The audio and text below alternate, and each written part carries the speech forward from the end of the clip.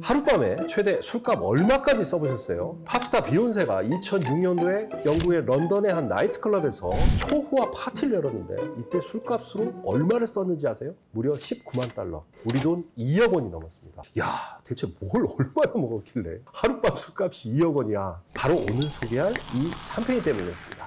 자, 이 샴페인은요, 세기의 커플이라고 부르는 스타들의 결혼식 때도 빠지지 않습니다. 앞서 언급한 비욘세, 제이지 커플은 물론이고요, 팝디바 머라이어 캐리, 제니퍼 로페즈 결혼식 때도 등장했습니다. 더 거슬러 올라가면 다이애나가 찰스 황태자랑 결혼할 때는 공식 축하주였습니다. 또 모나코 왕비였던 그레이스 켈리, 로마의 휴일로 유명한 오드리 헵번, 20세기 최고 여성 스타 마릴린 먼로도 이 샴페인을 아끼고 즐겨 마셨습니다. 술이 있어 즐거운 세상, 주라기 월드. 저는 20년째 술의 세계를 탐험하고 있는 주류 탐험가 조승원이고요. 주라기 월드 첫 영상 주제는 톱스타들이 사랑한 명품 샴페인입니다.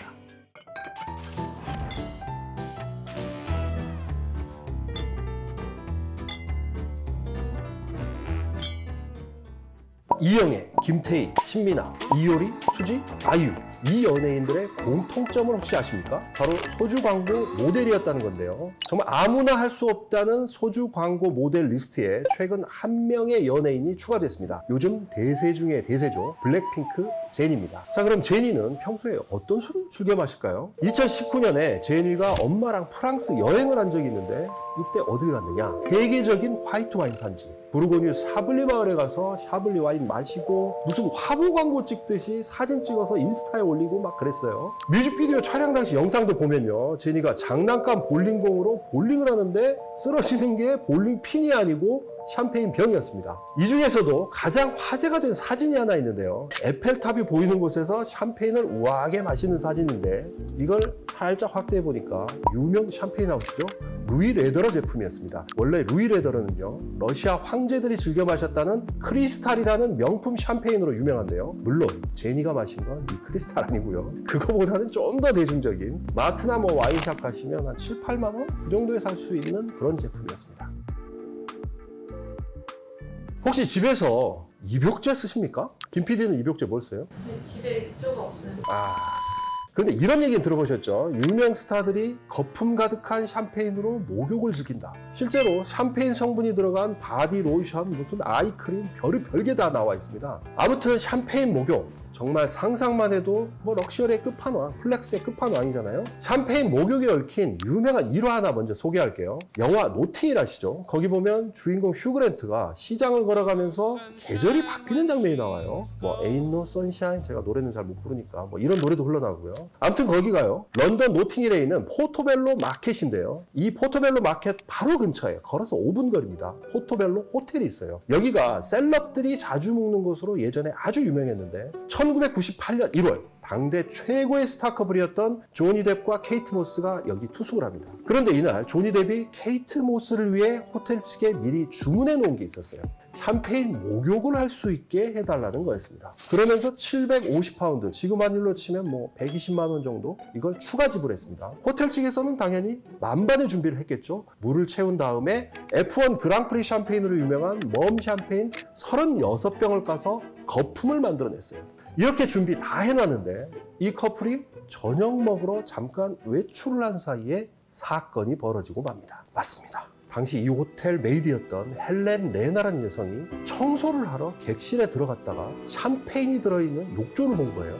색이 누렇거든. 그래서 야, 이거 손님이 목욕하고 안 버리고 남긴 물인가 보다 싶어서 그냥 마개를 빼버립니다. 그래서 나중에 케이트 모스가 객실로 돌아왔을 때는 욕조가 텅 비어 있었습니다. 물론 조니 뎁과 케이트 모스, 뭐 돈이 많잖아요. 대범하게 껄껄껄 웃으면서 넘어갔다는 일화가 있습니다.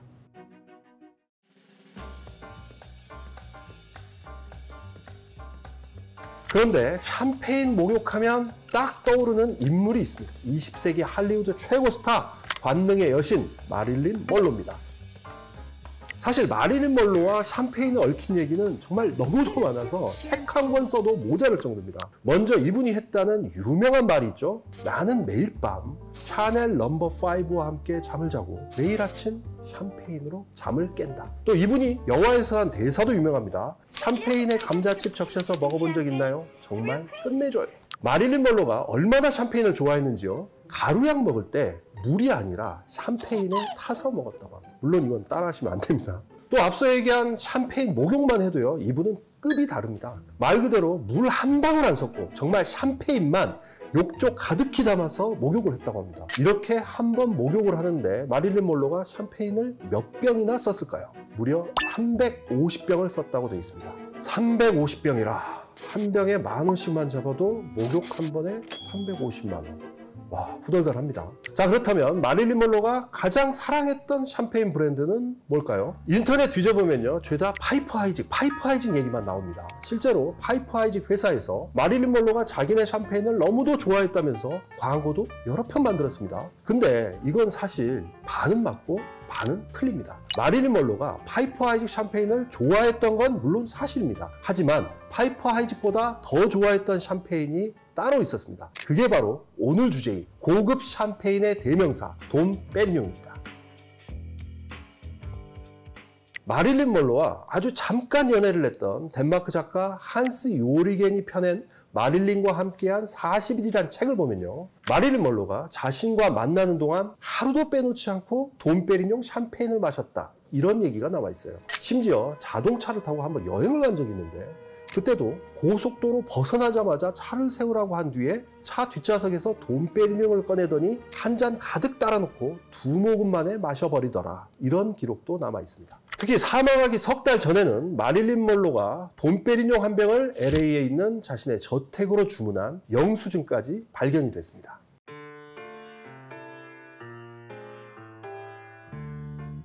자, 본격적으로 돔 페리뇽 얘기하기 앞서서요, 질문 하나 먼저 할게요. 기포가 있는 와인은 다 샴페인일까요?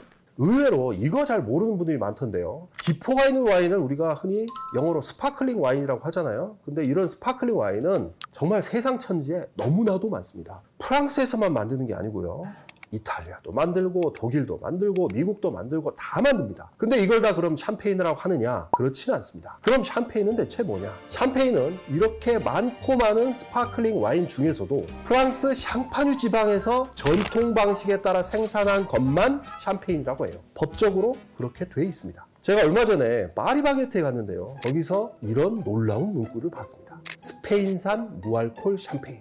아니, 이게 대체 뭔 소리야? 스페인산 샴페인? 여러분, 스페인산 샴페인, 이런 건 세상에 존재할 수가 없습니다. 아까 제가 말씀드렸죠, 무조건 샹파뉴, 그러니까 샴페인 지역에서 만든 것만 샴페인이라고 합니다.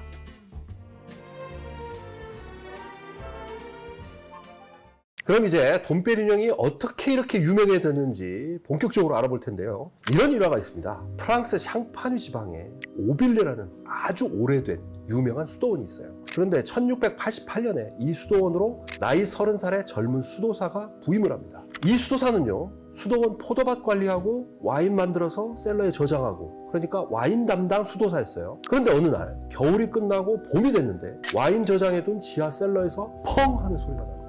야, 이게 뭐야? 뭔 사고 난 거야? 깜짝 놀라서 달려가 보니까 누가 일부러 깬 것도 아닌데 와인병이 터져 있고 와인이 밖으로 흘러나와 있어요. 이렇게 저절로 병이 터져버린 이런 와인을 당시엔 악마의 와인이라고 불렀는데요. 혹시나 싶어서 수도사가 이 악마의 와인을 살짝 맛봤습니다.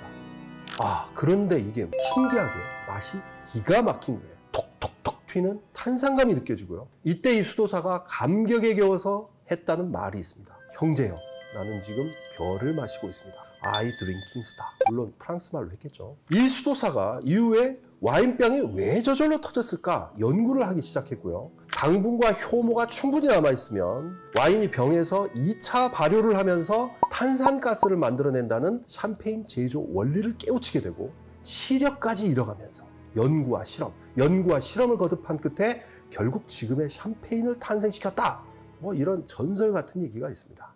자, 그럼 이 전설에 등장하는 수도사, 샴페인의 아버지로 불리는 이분 이름은 뭐냐? 본명 피에르 페리뇽. 돌아가신 뒤에는 위대한 업적을 남긴 수도사한테 부여되는 돔이란 직급이 붙어서 돔 페리뇽이 됐습니다. 자, 이제 돔 페리뇽이라는 샴페인 이름이 어디서 왔는지 아실 겁니다. 돔 페리뇽 수도사가 샴페인을 탄생시켰다는 전설이 전해져 내려오는 오빌레 수도원과 포도밭, 1789년 프랑스 혁명 이후에 완전히 폐허화됩니다. 그런데 이걸 눈여겨보고 있다가 잽싸게 사들인 가문이 있었습니다. 바로 1743년부터 와인 사업을 시작한 모에 가문이었는데요. 이 모에 가문이 세운 기업이 지금 세계 최대 샴페인 하우스 모에 샹동입니다.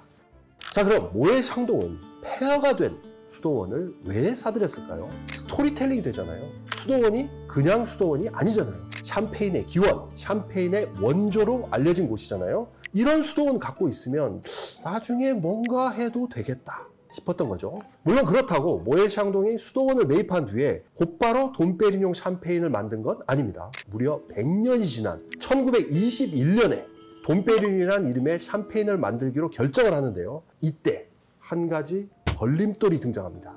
그게 뭐냐? 돈페리뇽 수도사의 수도원, 포도밭 다 사놨어요. 정작 돈페리뇽이란 이름을 쓸 수가 없는 거예요. 알고 보니까 돈페리뇽이란 이름을 쓸 수 있는 상표권을 메르시에르라는 다른 샴페인 회사가 갖고 있었던 겁니다. 그쪽에서 먼저 등록을 해버린 거죠. 자, 그럼 이런 최대 난관을 모에 샹동은 어떻게 극복을 했을까요?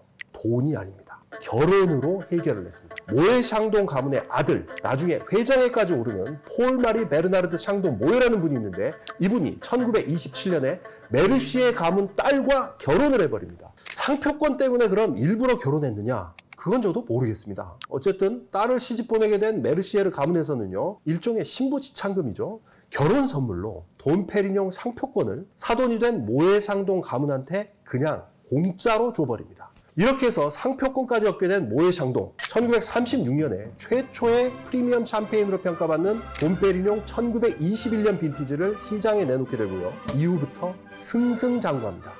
여기까지 듣고 나니까요, 돈페리뇽의 성공 비결, 단순한 스타 마케팅 이런 게 아니라 스토리텔링이 가능한 전설의 장소를 일찌감치 사들인 선견지명, 그리고 또 하나 기가 막힌 타이밍에 이루어진 결혼에 있었다, 이런 생각이 좀 드는데요. 좀 맥 빠지는 얘기긴 하지만 끝으로 반전 스토리 하나 들려드리겠습니다. 아까 제가 돈페리뇽 수도사에 얽힌 전설 여러 가지 얘기했잖아요. 눈이 멀어가면서까지 실험을 했느니 했느니 그래서 지금의 샴페인을 탄생시켰다, 이런 얘기들이요. 그런데 충격 반전이 있습니다. 후대 학자들이 연구를 해보니까요, 이런 전설의 상당수가 만들어진 것이었다는 겁니다. 그러니까요, 기포가 터지는 스파클링 와인을 맨 처음 만든 건 돈페리뇽이 아니고 프랑스 남부 랑독 루시옹 지방의 수도사들이었다는 겁니다. 또 샴페인 제조 공정은요, 1660년도에 영국 과학자인 크리스토퍼 메레가 연구를 마치고 논문까지 제출한 게 확인됐습니다. 더 나아가서요, 돈페리뇽이 시력을 잃었다, 이런 것도 사실이 아니었다는 거고요. 심지어 돈페리뇽은 기포가 있는 스파클링 와인, 샴페인을 별로 좋아하지도 않았다, 이런 주장까지 나오고 있습니다. 여기까지 듣고 나니 참 허무한데요. 별명이 샴페인의 아버지인데 샴페인을 싫어했다? 어쨌거나 저쨌거나 돈페리뇽 전설을 사들인 모에 샹동은요, 이후 헤네시와 합병해서 모에 헤네시가 됐다가 그 뒤에는 명품업체죠, 루이비통과 또 합병을 합니다. 그래서 루이비통 모에 헤네시 LVMH로 지금 최고의 전성기를 누리고 있습니다.